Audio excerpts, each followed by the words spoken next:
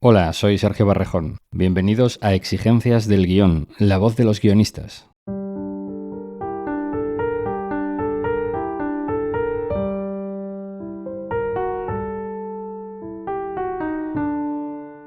En los años 90 del pasado siglo, Manuel Gómez Pereira era uno de los reyes indiscutibles de la taquilla española, gracias a sus comedias escritas junto a Yolanda García Serrano y Joaquín Oristrel, acompañados en algunas de ellas también por Juan Luis Iborra.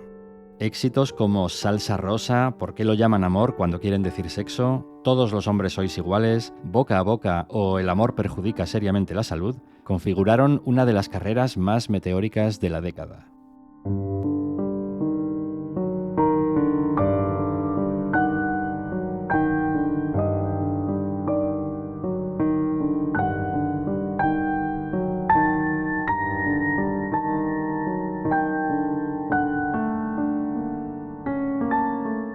Tras casi 15 años dedicado a dirigir series de televisión, Gómez Pereira vuelve a reventar la taquilla española con La Cena, un título en que los tres amigos, Pereira, Yolanda García Serrano y Joaquín Oristrel, cabalgan juntos de nuevo y que ha obrado el raro milagro de situar a una comedia entre las favoritas de los Goya con 8 nominaciones, entre ellas a Mejor Película y a Mejor Guión Adaptado.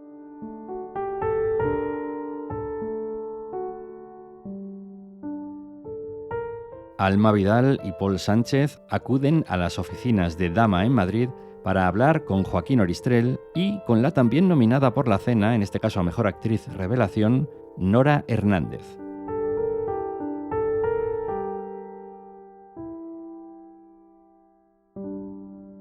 A mí me gustaría hacer una pequeña reflexión sobre ese momento tan bonito en el que parece que la película va de que un grupo de cocineros y camareros va a matar a Franco con matarratas. Entonces, yo me pregunto, ¿esto funciona? O sea, si tú le metes matarratas a una tarta, ¿en algún momento esto se ha comprobado que pudieran morir así?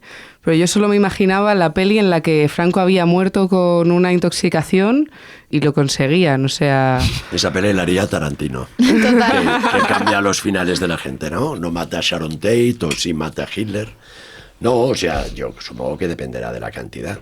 Desde luego, hubieran terminado todos en el hospital y teniendo en cuenta que acababa la guerra, hacía nada y tal como estaba Madrid, no sé si hubieran llegado. Uh-huh. Pero sí, yo creo que con matar ratas, con mucho matar ratas, puedes matar. Uh-huh.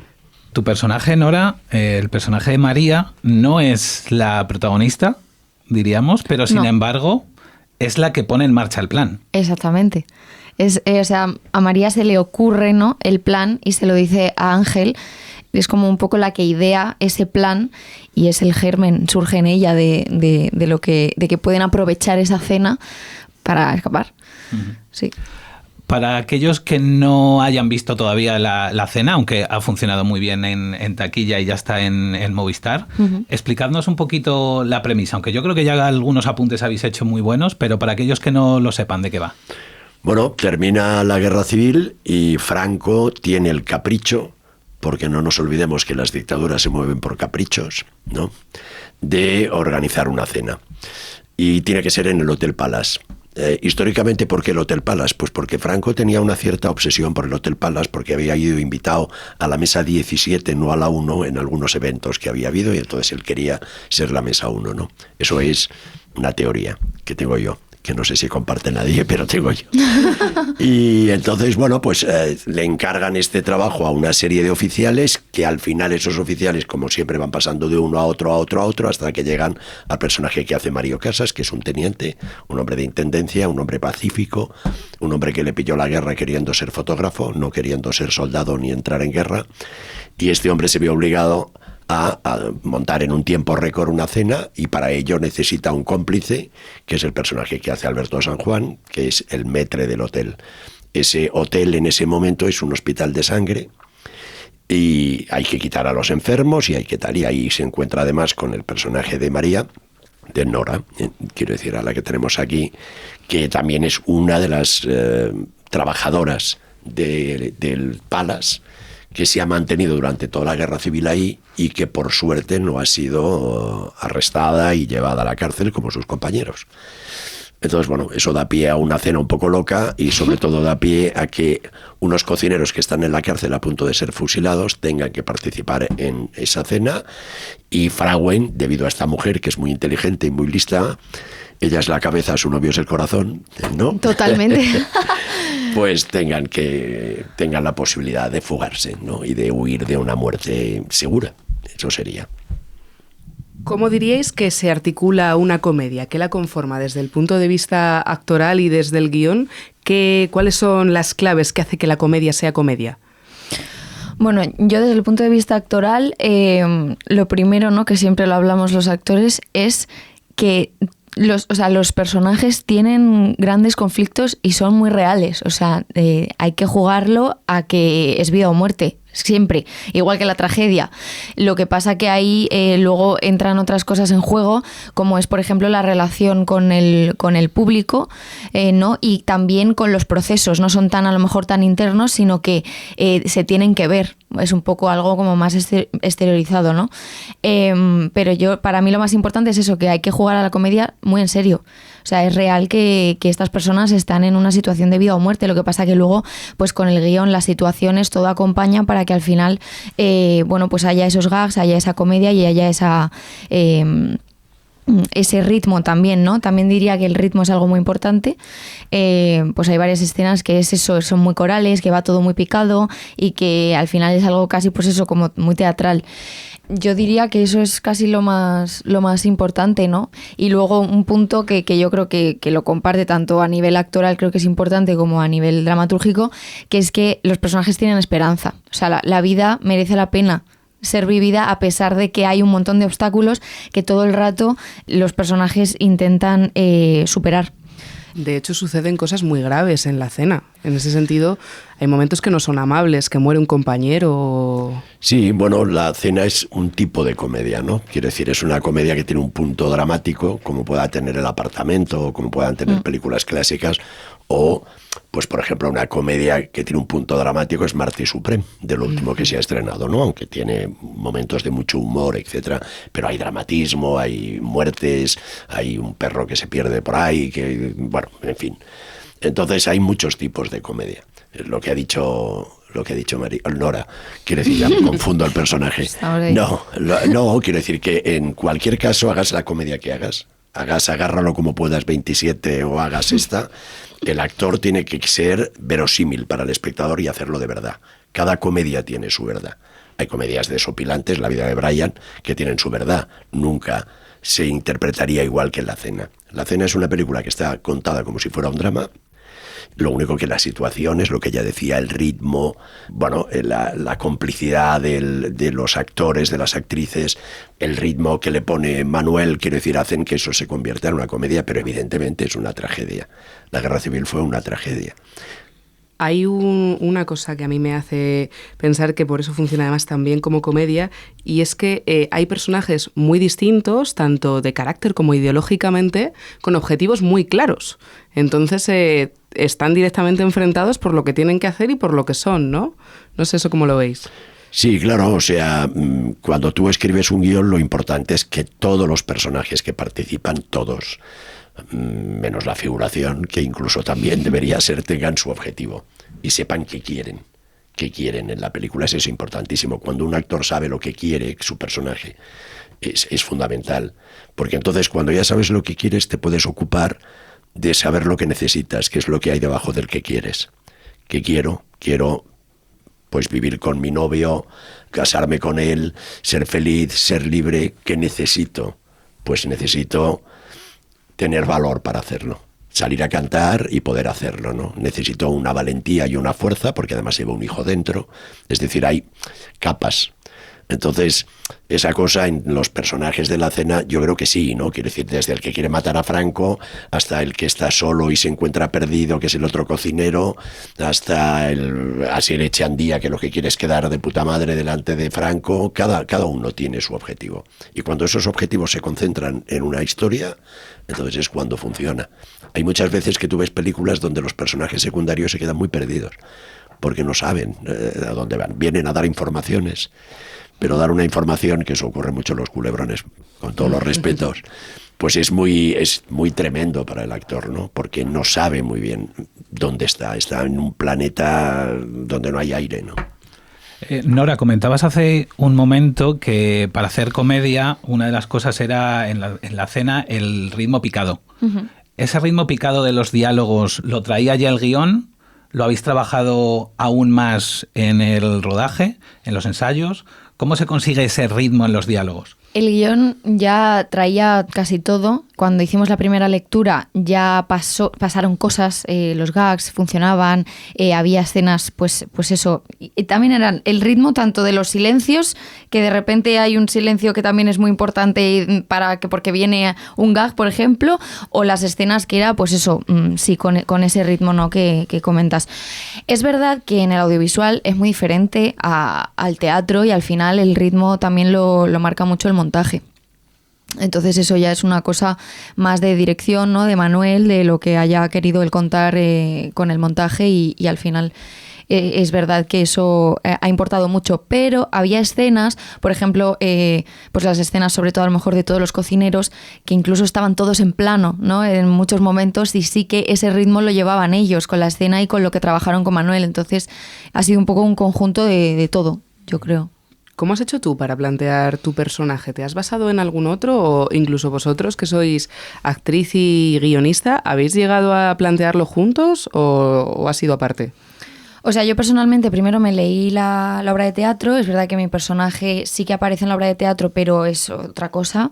Después leí el guión y bueno, yo básicamente fue más eso en conversaciones con Manuel principalmente, también con Joaquín y con Yolanda. Hubo ahí, pues hablamos el día de la lectura que hicimos, y luego yo pues me vi películas de referencia. También, bueno, al final yo he sabido por mis abuelas muchas cosas, ¿no?, de este momento histórico. Entonces fue un conjunto también un poco de todo, de ir como recopilando cosas. Luego la música también me ayudó mucho, porque al final pues las músicas, las letras, pues sí que ayudaban también, pues un poco todo eso. Nora, has mencionado a Yolanda, sí, una de las guionistas. Joaquín, ¿cómo trabajasteis juntos el guión? Porque, si no me equivoco, está firmado por los tres, por sí. Manuel, por Yolanda y por ti. Sí. ¿Cómo fue ese trabajo de escritura? A ver, Manuel, Yolanda y yo hemos hecho muchas películas, casi toda la carrera de Pereira, de Gómez Pereira. Al principio estaba también Juan Luis Iborra, que luego él vivió su vida por su lado. ¿Qué hacemos nosotros? Pues partimos de una idea, en este caso la idea la trajo Manolo. Manolo era el que quería hacer la Cena de los Generales, la obra de teatro, pasarla a cine. Normalmente las ideas las doy más yo, pero esta vez fue Manolo. O sea que el mérito es suyo en este caso, absoluto.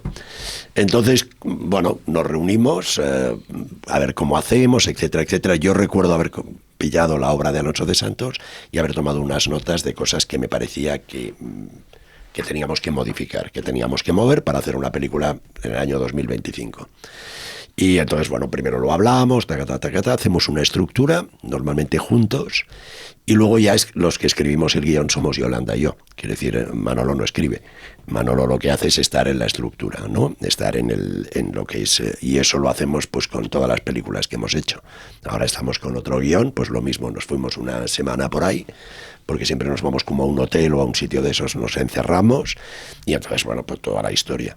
Entonces, claro, firmamos el guión los tres porque la estructura es muy importante en un guión. Pero luego el trabajo puro y duro de ponerse a tiqui, eso pues es entre Yolanda y yo. Normalmente después de esa estructura, Yolanda hace una primera versión, luego me la pasa a mí, yo hago una segunda versión, que soy muy destrozón y doy vueltas y cosas porque me torturo mucho, y luego ya lo vemos con Manolo otra vez. Y bueno, normalmente el primer guión que llega a los actores o que llega al productor es la tercera versión de un primer guión, ¿no? Eso es. Pero trabajáis por versiones enteras, ¿no compartís escenas como tal? No. Esas cosas que se suelen hacer en series y tal, tú que haces la mitad, yo la otra mitad, todo eso, a veces en series de esas que tienen mucho follón sí se hacen, pero yo prefiero hacer la versión entera, de cabeza a pies, o sea, esa cosa del puzzle, pues a lo mejor cuando haces series diarias y tal no hay más remedio, ¿no? Que además hay escaletistas por un lado, guionistas por otro, es una cosa más manufacturada. Yo creo que los guiones de las películas son más artesanos, ¿no? Tienen más esta cosa, bueno, nosotros trabajamos así, de toda Has la vida. comentado que os vais una semana a un hotel. ¿Cómo Sí. es un día con vosotros en ese hotel? Pues mira, desde el desayuno hasta la cena, dando la brasa, con la historia y con qué sale y con los personajes y con todo eso. Quiero decir, esa es una costumbre que tenemos de hace muchos años. Cuando hicimos la productora Boca a Boca, que le hicimos con Manuel y con César Benítez, y de ahí se hicieron varias películas, y ahí lo establecimos. Incluso en un momento boyante de que entraba dinero en la productora, vamos, nos fuimos a hotelazos, quiero decir, en plan de nos vamos a encerrar aquí, ahora ya vamos a hoteles un poquito más discretos. Pero bueno, es un trabajo que es muy importante, porque tú convives con los otros guionistas, te sueltas, pierdes vergüenza, pierdes timidez, sacas cosas, ¿no? Y te ríes, te lo pasas bien, ves lo que funciona, ves... los guiones, sobre todo cuando estás estructurando y tal, pasa lo mismo, y además cuando es comedia, ¿no? Pasa lo mismo porque tú ves mucho en los ojos de tus compañeros. Tú acabas de decir una cosa y entonces ves que le brillan los ojitos y dices, eso a Manolo le gusta, eso a no sé quién. Yolanda pone una cara rara, no vamos bien, hacemos no sé qué, y lo mismo yo, ¿no? Y en la comedia ese juego yo creo que luego funciona muy bien en guión. Tened en cuenta que la comedia depende muchísimo del que tiene delante, más que cualquier otro género. O sea, la comedia habla con el espectador, la comedia mira de frente al espectador, siempre a los ojos, y siempre recibes cosas que el espectador suelta. Pasa en la comedia y en el terror. Ese proceso que estaba comentando Joaquín, Nora, ¿cómo lo vives tú al llegar con el texto y empezar a jugar con tus compañeros, con el resto del casting? Pues la verdad que, ya lo he comentado alguna vez, fue algo muy... como que se dio de una manera muy natural, no sé, o sea, yo cuando conocí por primera vez a todos mis compañeros, no sé, como que surgió ahí esa magia, también estábamos todos, pues eso, con ese compromiso y todos con esa ¿no? disponibilidad de estar ahí, pues jugando y pues probando cosas, y fue muy divertido. Yo también, es verdad que el primer día yo lo recuerdo que estaba muy nerviosa, pero enseguida pues como que se me pasó porque de repente...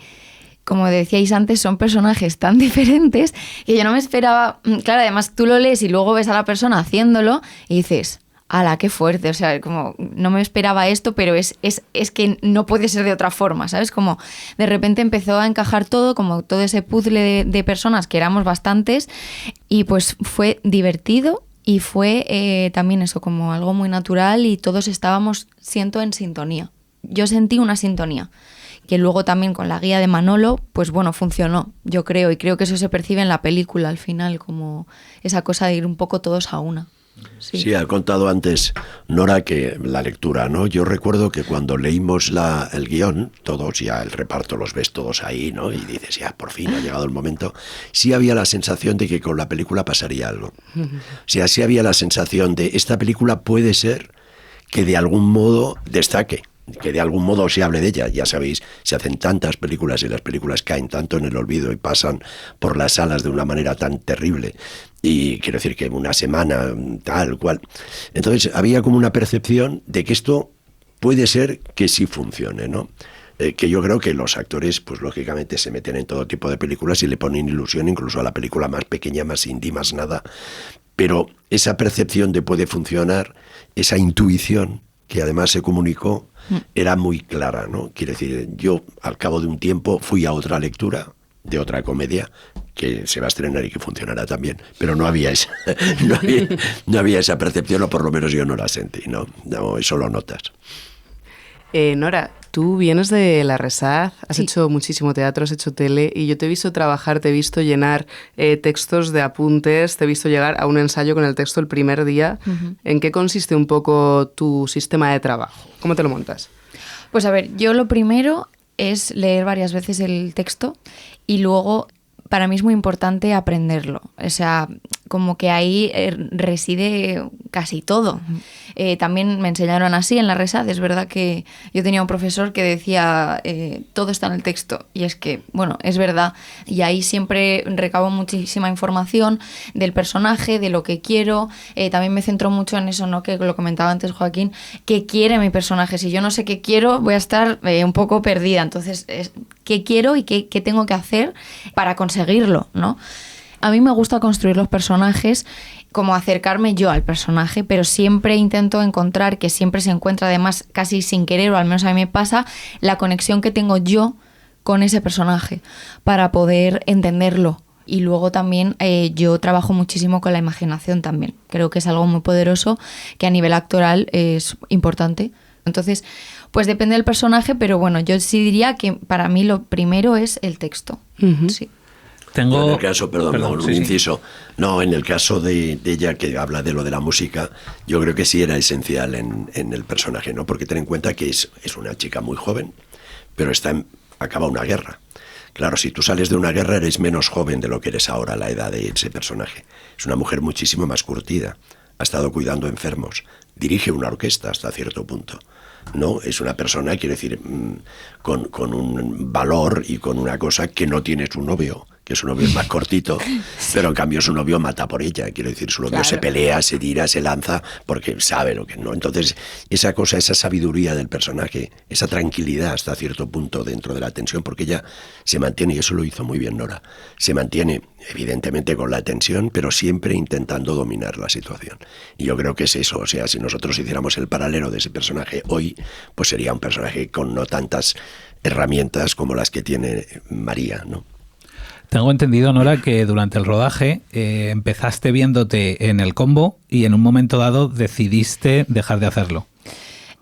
O sea, no, la verdad no me acuerdo exactamente durante la peli si fue así. Creo que fui al Combo pocas veces, pero sí es verdad que luego he rodado una serie y he estado 5 meses ahí también rodando, entonces yo al principio iba y dejé de ir, sí. Yo es que ya digo, mira, mejor no, porque soy muy autocrítica, al final, bueno, todos lo somos y los actores pues tendemos también a la inseguridad, o al menos a mí me pasa, y de repente dije no, y en la película me pasó que dije, ya está, voy a confiar, porque al final incluso yo lo pienso y digo, me parece bastante egocéntrico, es decir, ¿por qué voy a ir yo a ver algo que ya está una persona viéndolo? Ya está, pues en este caso en la película Manuel, yo dije, es que yo tengo que confiar en él.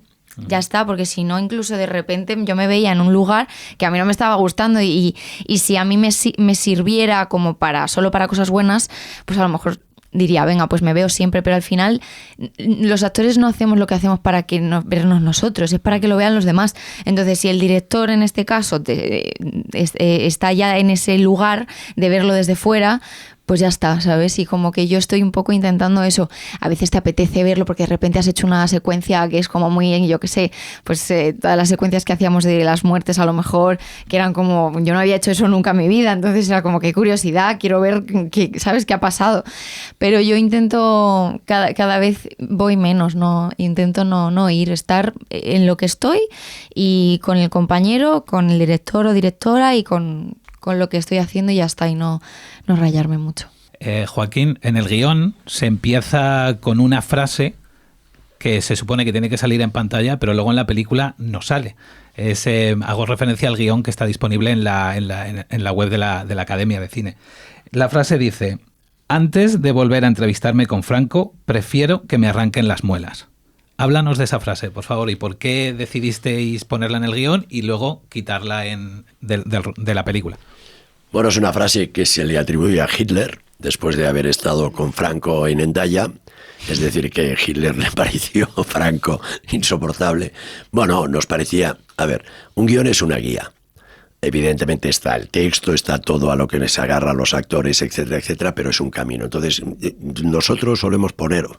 Quiero decir, es una costumbre... Solemos poner una frase al principio que es como una logline que es sacada de algo. Ahora estamos también con otro guión y hay una frase de una activista feminista que se llama Virginie Despentes, francesas, la del método King Kong. Y bueno, pues hay una frase de ella puesta ahí porque le corresponde un poco a lo que es la película. Hace poco también otra frase pusimos de Virginia Woolf en una comedia que no era precisamente el estilo de Virginia Woolf, pero lo que contaba... estaba muy bien. Yo creo que son pequeñas claves. Cuando tú empiezas un guión te da como un poco de pereza leer un guión, sobre todo los productores y la gente de las plataformas y tal. Entonces ahora otro guión. Los guiones son pesados de leer, fuera de que te den un papel y entonces estás deseando leerlo, ¿no? Pero en general son pesados, no es como leer una novela o algo que te apetezca. Entonces, bueno, son pequeños trucos para cazar al espectador desde el principio y para que de algún modo entienda, en este caso era la ironía de la frase, ya que Hitler dijo eso, ¿no? Bueno, esa era la historia, sin más.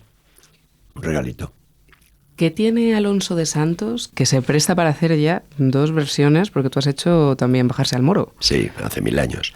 Sí, bueno, casualidades de la vida, porque aparte en Bajarse al Moro fue donde conocí a Manolo. Manolo era ayudante de dirección.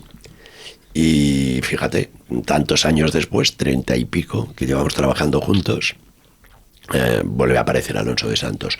Hombre, Alonso de Santos tiene mucha calidad como dramaturgo, es uno de nuestros grandes autores de teatro y en las 2 ocasiones tenía unas premisas muy, muy interesantes, ¿no? Quiero decir, la primera es mucho más, la de Bajarse al Moro, ¿no? Es mucho más setentera, quiero decir, una chica tiene que esconder la mercancía en un sitio que necesita dejar de ser virgen para esconder la mercancía en ese sitio. Y hablo de droga.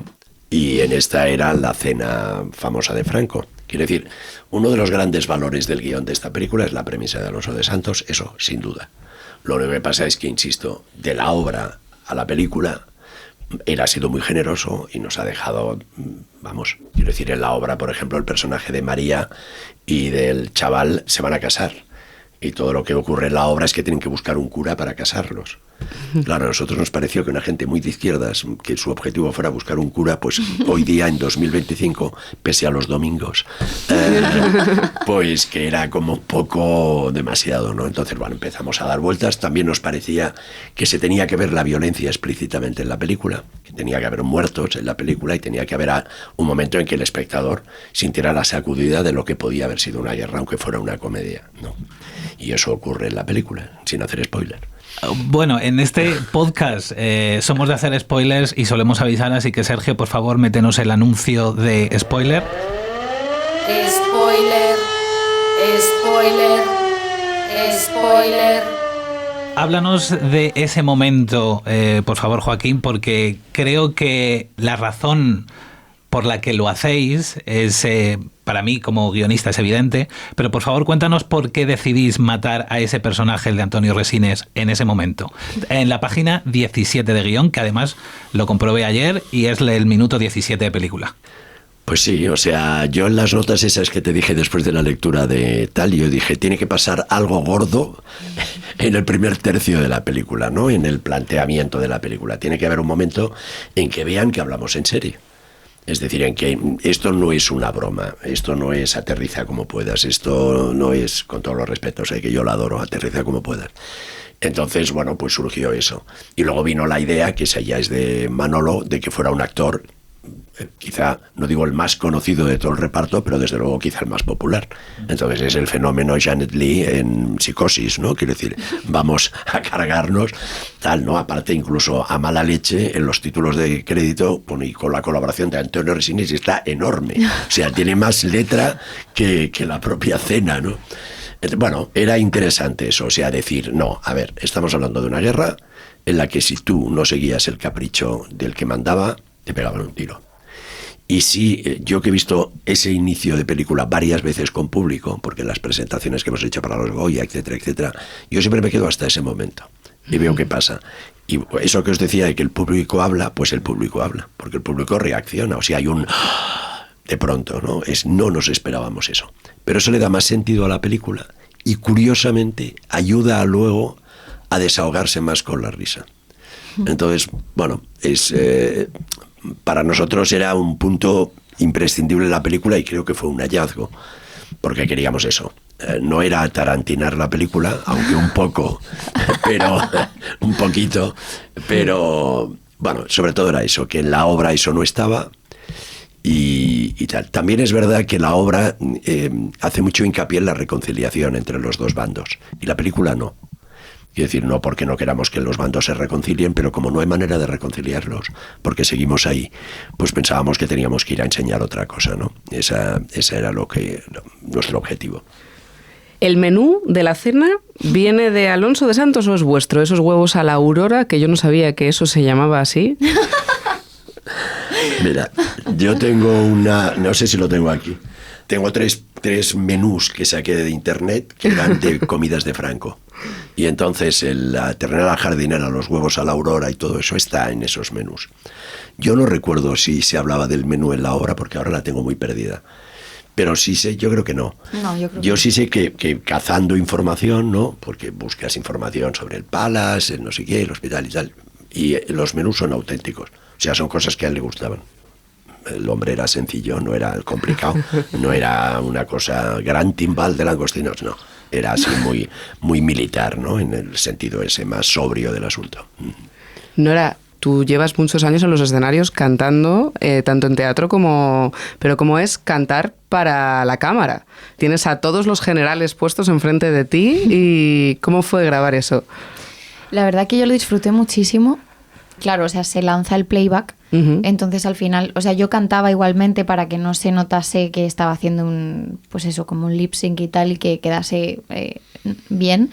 Pero la verdad que lo disfruté mucho y me pareció muy interesante también cómo de repente yo tenía que estar cantando y tener esa entereza, ¿no?, delante de los generales, y yo estoy aquí haciendo el espectáculo para todos ustedes y que estén todos entretenidos, pero a la vez están pasando un montón de cosas que yo sé que están ocurriendo y que, claro, ahí de repente mi función, o sea, de María me refiero, era, bueno, como esa tapadera, ¿no?, de decir, yo tengo que hacer esto bien, pero por dentro está esa ansiedad de todo lo que está pasando, de todo el plan que se está llevando a cabo, de que salga todo bien, de que Ángel esté bien, o sea, como todas esas cosas.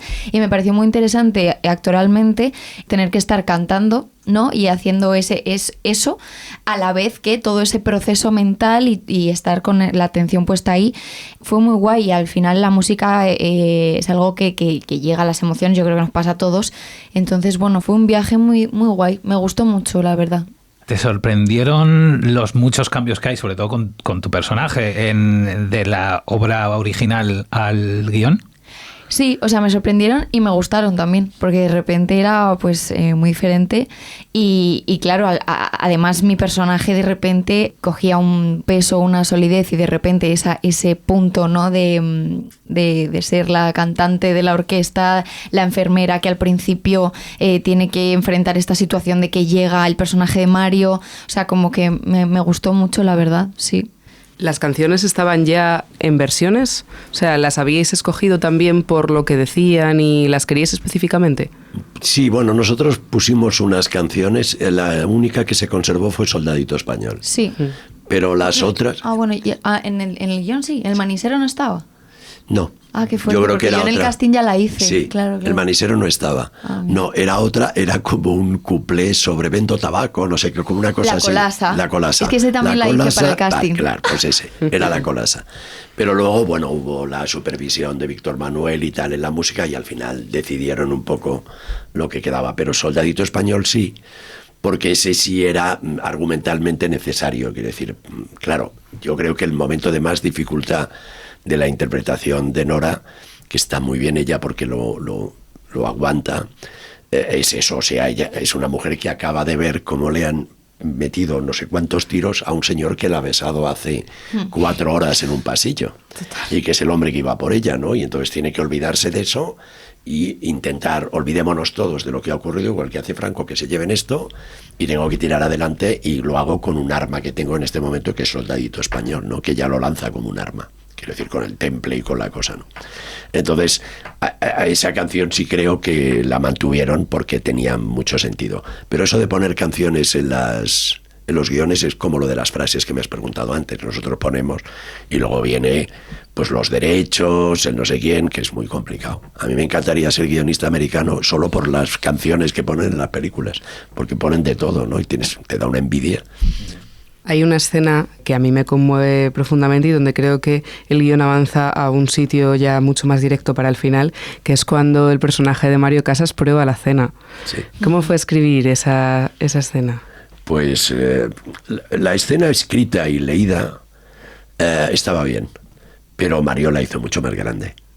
O sea, eso hay que reconocerlo. O sea, Mario le puso ahí una emoción y luego Manuel la rodó con mucho cuidado. Quiero decir que es una escena que se toma mucho tiempo. Es quizá dentro de la película la escena más como le llamamos nosotros, to milk, ordeñada, ¿no? Quiero decir, la escena más que se toma más tiempo para todo, para ver las reacciones, para ver lo que le pasa a Alberto San Juan, los cocineros delante. Es decir, es una escena que está muy, muy, muy centrada en la... Pero claro, te cuenta muy bien lo que le pasa al personaje, ¿no? El personaje de Mario, que es un poco el payaso blanco de ese dúo, quiero decir, es el que recibe las bofetadas. Acaba de ver lo que ha pasado con su mujer, ya la cena para él no tiene ningún sentido, y se encuentra con esa gente que le hacen un regalo y es pruebe usted esa cena. Y la emoción que tiene le sale por probar la comida, ¿no? Es un hombre de intendencia, por otro lado. Entonces es una escena que sobre el guión estaba muy bien, pero que crece muchísimo en la película. Hay otras veces que eso no ocurre. Quiero decir, muchas veces nosotros los guionistas, que siempre tenemos a veces el colmillo retorcido, no han acabado de hacer esto bien, no han sacado el subtexto, han ido muy por encima, lo han hecho muy superficial, faltaban medios, le falta un plano, esto no se ve, no se acaba de entender. No, en este caso, esa escena concretamente, yo creo que está muy mejorada en la película. Revela además algo como esencial del personaje, y es que está agotado, que esa guerra no era para él, ¿no? Que lo dice en otro momento, porque claro, él es un malo poco malo. Luego está el personaje de Asier Echandía, que es malo. Claro. ¿Cómo se escribe un malo con todas las letras? Claro. O sea, a ver, los protagonistas de la historia, luego voy a ser, son dos personas que tienen mucho que ver con lo que fue la guerra civil, o lo que yo me imagino que fue la guerra civil. Te pilla donde te pilla, porque a veces es un accidente geográfico, depende de donde te pille, estás en un bando o en otro, y sin querer guerra ni querer nada te ves envuelto en eso. Y es lo que les ocurre tanto a Alberto San Juan como a Mario Casas. Son dos personas que no quieren la guerra. Asier, el personaje que hace, es un jefe de Falange. Y bueno, Falange tuvo mucha importancia dentro de la guerra, aunque Franco tampoco le hizo el caso que los falangistas querían. Sí se entronizó el personaje de José Antonio, pero en España en aquel momento había solo 45.000 falangistas, quiero decir, tampoco era una gran cantidad. Entonces este es un señor que está como todos los demás intentando quedar bien en una cena, porque están en ese momento de repartirse el poder. Es que le puede tocar un ministerio en cualquier momento o algo. Se está gestando lo que va a ser el primer gobierno de Franco. Entonces, aunque él ya lo habla, ¿no? ¿Cómo los coloco? ¿Cómo coloco a los generales? Todos se meten con Franco, pero quieren estar a su lado. Entonces es uno, bueno, pues que está buscando el poder. Es decir, si no tuviéramos que pasar a Estados Unidos, pues sería Elon Musk en este momento. Total. La obra transcurre íntegramente dentro de la cocina. ¿Hubo alguna versión en la que probasteis, alguna versión de guión en la que probasteis a mantener solo la acción y todo en la cocina, o no? No. Quiero decir, para nosotros era muy interesante ver a Franco, ver la cena, etcétera, etcétera. Si tú te planteas hacer la obra desde la cocina, aunque sea con adaptación, entonces tienes que hacer esas pelis en plano secuencia, donde ocurren muchas cosas en una cocina, ¿no? Yo creo que Alonso de Santos escribe la cena de los generales, porque le gusta mucho la cocina de Arnold Wesker, que es una obra de teatro. Cuando yo conocí a Alonso de Santos, cuando bajarse al Moro, él estaba con un grupo de actores a los que estaba él en clases de interpretación, hicieron la cocina de Arnold Wesker. Y uno de los personajes secundarios que había, bueno, es coral, era Javier Cámara, antes de que fuera Javier Cámara. Entonces, no, se hubiera podido hacer otra película, pero hubiera sido pues una propuesta un poquito más cerrada, quizás más densa, quizá menos comedia. Nosotros queríamos que saliera todo el Palace. Y luego hay algunos exteriores, tampoco tantos, tampoco había tanto dinero. Si hubiera habido más dinero, más hubiera habido. Quiere decir que también hubo que hacer algunas renuncias porque, bueno, pues porque a veces el presupuesto manda, ¿no? Quiere decir, el primer guión que ella no leyó tenía un poquito más de más. ¿Y del guión que sí leyó Nora, al guión de la Academia hay cambios? Me refiero al que está subido en la web de la Academia. No tengo ni idea, es que no sabía ni que estaba subido en la ¿no web.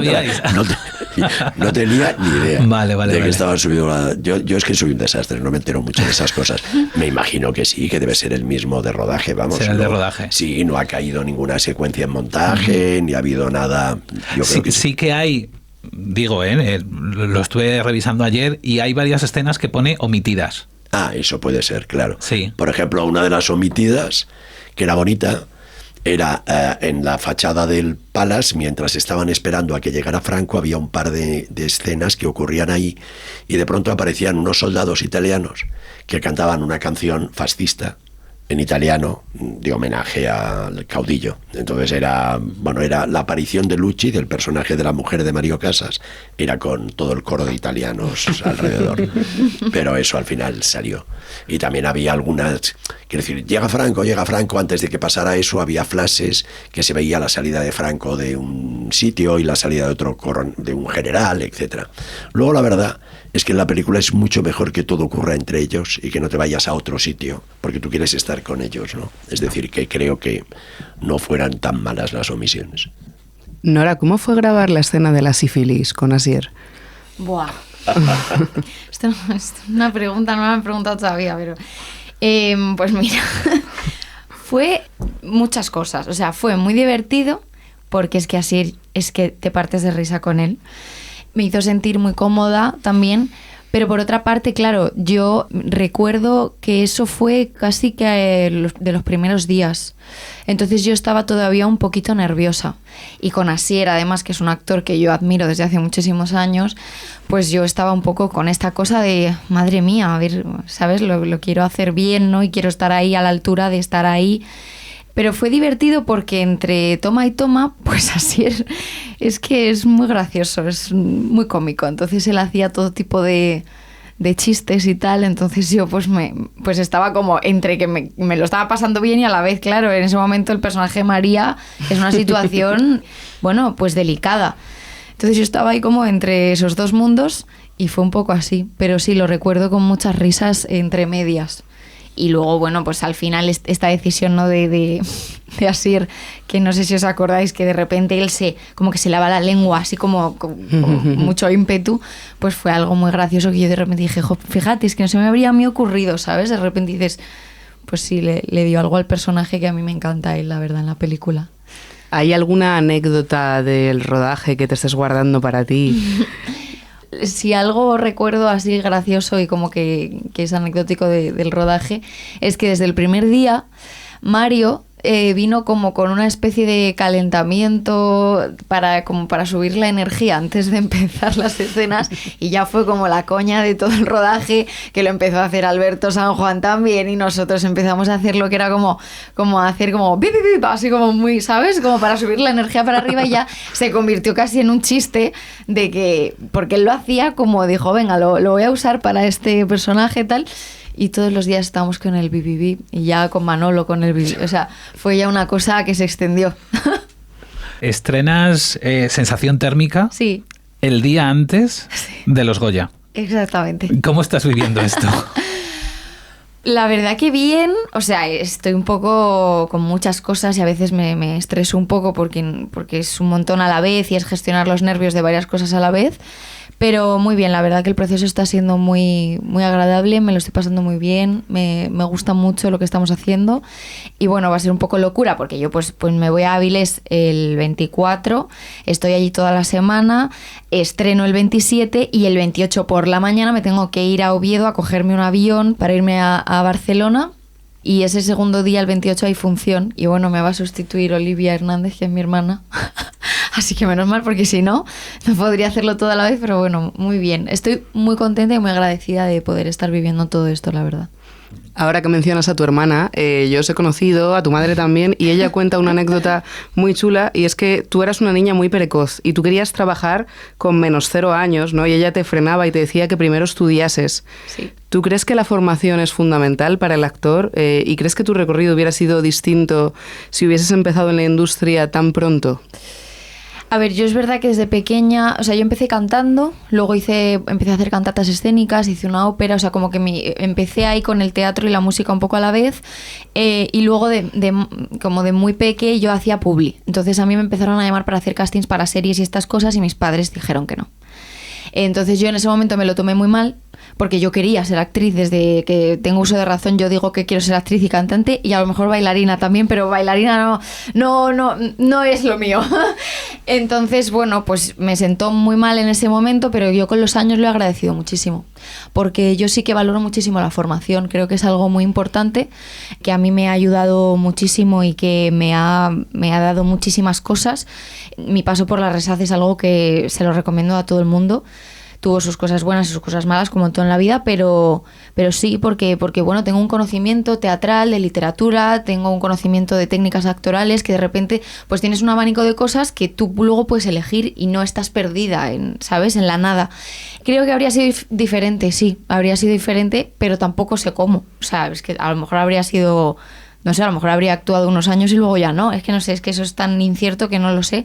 Lo que sí sé es que estoy contenta de que sea así. De que no haya sido como una cosa de repente niña actriz que es un pico y luego de repente es la nada. O no sé, de repente siento que todo está teniendo sentido, que esto es muy cambiante y que de repente a lo mejor pues también entró en la nada y puede ser porque esta profesión ya sabemos cómo es. Pero siento que hay una progresión y que tiene sentido, una coherencia, ¿no? De ir paso a paso, básicamente. Sí. Estáis los dos nominados a los Goya. Tú no es la primera vez, Joaquín. Tú, Nora, sí. Sí. Ahora que estáis en este momento, ¿os acordáis de algún yo pasado concreto que le hubiera gustado saber justo lo que está pasando ahora? Yo es verdad que nunca había pensado en estas cosas. O sea, coincido un poco en que al final a mí lo que más me importa es poder vivir de mi profesión, que es muy difícil. Trabajan muy pocos actores con todos los que somos y bueno, eso para mí ya es un regalo, que haya ido tanta gente, que yo claro tampoco, o sea, yo no tenía ninguna expectativa, de repente yo estaba como viviendo todo lo que estaba pasando y cuando vi que había ido tanta gente, yo escuchaba por la calle a la gente hablando en los restaurantes, yo iba a un sitio y la gente estaba hablando de la cena, o sea, es que a mí eso lo he vivido con muchísima ilusión porque para mí es lo más importante, conectar con la gente, que para eso hacemos esto, ¿no? Pero bueno, claro que sí que me hace muchísima ilusión, me siento muy agradecida, yo no me esperaba absolutamente nada que me pasase esto, sí me esperaba otras nominaciones que ha tenido la película, pero la verdad que mi nominación no me la esperaba, me vino de sopetón, pero es verdad que luego al final... lo que más a lo mejor me ilusiona de esto es de repente, pues bueno, una exposición, que te conozca más gente y a lo mejor poder tener la oportunidad, que tampoco es algo que se asegure, porque tampoco es así, más probabilidad, ¿no? de poder a lo mejor acceder pues a seguir trabajando y a otros personajes. Ahora voy a quedar mal. Quiero decir, a mí los premios es una cosa que no me vuelve loco. Yo estuve de vicepresidente de la Academia, lo he vivido de dentro, he organizado algún Goya... Creo que esta es la 7ª nominación, no me acuerdo, algo así. Quiero decir, no...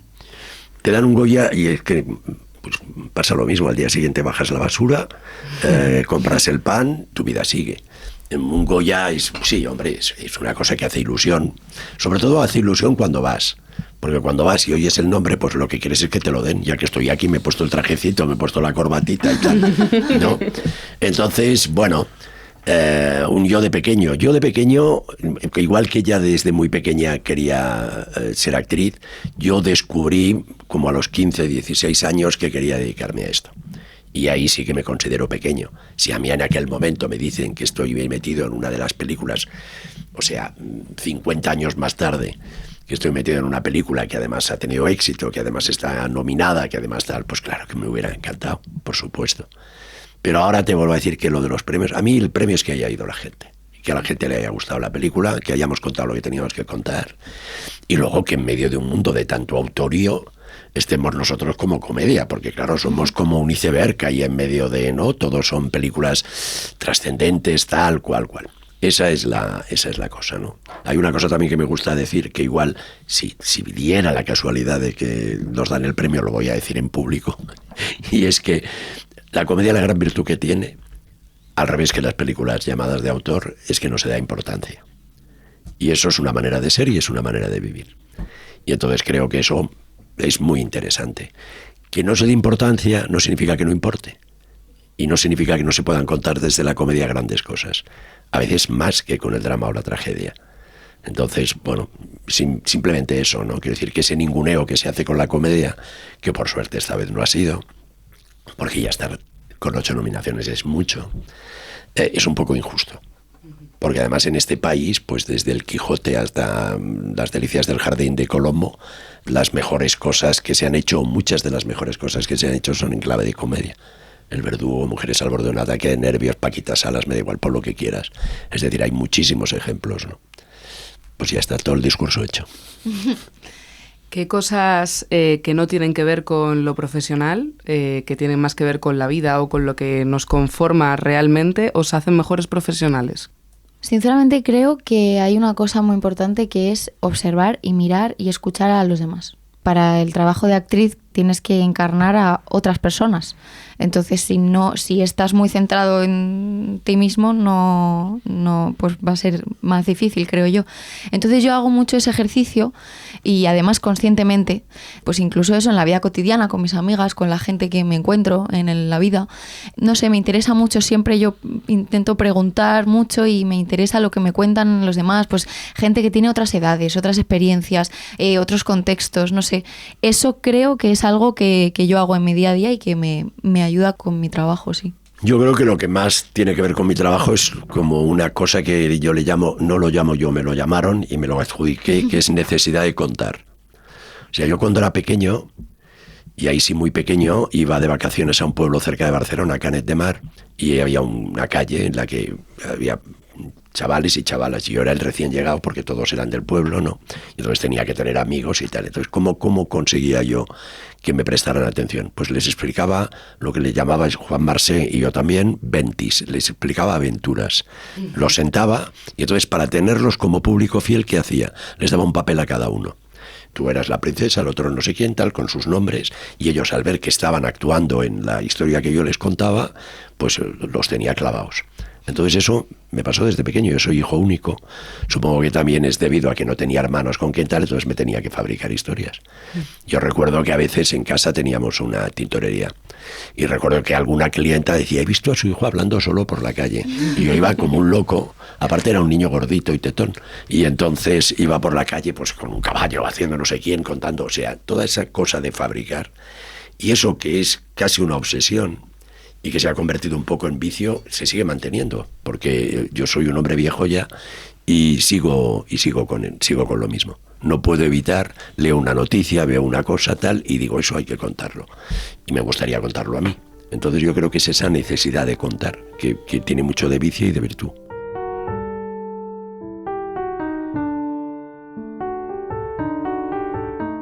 Gracias por escuchar Exigencias del Guión. Redacción: Paul Sánchez y Alma Vidal. Realización: Paul Sánchez. Diseño gráfico: Jorge Espejo. Locución: Chus de Castro. Música: Ana Álvarez Prada. Puedes contactar con nosotros en el teléfono de España 613 00 6650 o en el email podcast@exigencias.es.